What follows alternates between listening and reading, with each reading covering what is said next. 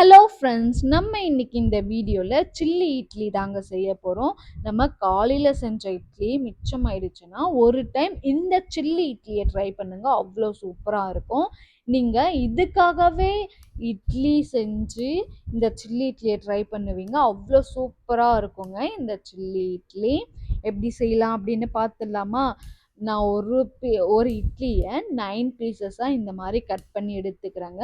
மிச்சம் இருக்கிற இட்லியும் இதே மாதிரி 9 பீசஸாக கட் பண்ணி எடுத்துக்கிறேங்க.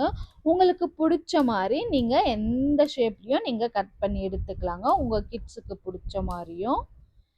சில்லி இட்லி செய்கிறதுக்கு idli, cornflour, onion, green chilli, capsicum, onion, இஞ்சி பூண்டு நான் தட்டி எடுத்து வச்சுருக்கேன், tomato ketchup, salt, soya sauce. இது கூட நீங்கள் ரெட் சில்லியும் சேர்த்துக்கலாம். கடாயில் எண்ணெய் ஊற்றிட்டு நம்ம கட் பண்ணி வச்சுருந்த இட்லியை நல்லா கோல்டன் கலரில் வர வரைக்கும் நம்ம ஃப்ரை பண்ணி எடுத்துக்கலாங்க. கொஞ்சம் கலர் வந்தால் கூட போதுங்க, ரொம்ப ஃப்ரை ஆகணும் அப்படியெல்லாம் எதுவும் இல்லை. அதே கடாயில் கொஞ்சமாக நான் பட்டர் சேர்த்துருக்கேன். அது கூட சின்ன சின்னதாக கட் பண்ணி வச்சுருந்த ஆனியன், க்ரீன் சில்லி சேர்த்து நல்லா கோல்டன் கலராக ஃப்ரை பண்ணி எடுத்துக்கிறேங்க. இது கூட நான் இஞ்சி பூண்டு தட்டி எடுத்து வச்சுருக்கேன், அதையும் இது கூட சேர்த்துக்கிறேங்க. அது கூட கொஞ்சம் நீட்டாக க்யூப் சைஸில் கேப்சிகம், ஆனியன் கட் பண்ணி வச்சுருக்கேன், அதையும் இந்த ஸ்டேஜில் சேர்த்து நல்லா கோல்டன் கலராக ஃப்ரை பண்ணி எடுத்துக்கலாங்க. இந்த ஸ்டேஜில் ஒரு 3 டேபிள் ஸ்பூன் நான் டொமேட்டோ கெச்சப் சேர்த்துருக்கேன். இது கூட 1 டீஸ்பூன் நீங்கள் சோயா சாஸ் சேர்த்துக்கோங்க.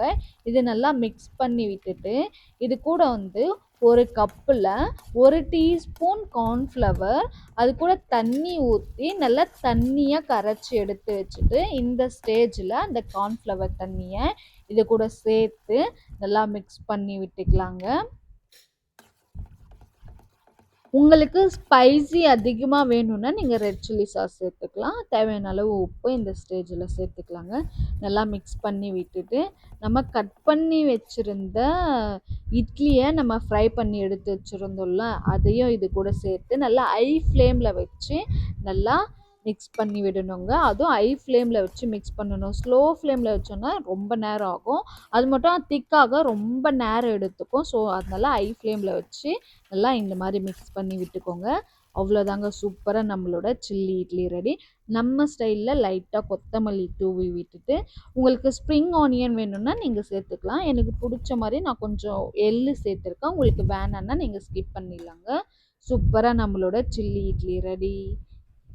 மறக்காமல் நீங்களும் ட்ரை பண்ணிவிட்டு எப்படி இருக்குது அப்படின்னு மறக்காமல் கமெண்ட்டில் ஷேர் பண்ணுங்கள். நெக்ஸ்ட் வீடியோவில் பார்க்கலாம். பாய்.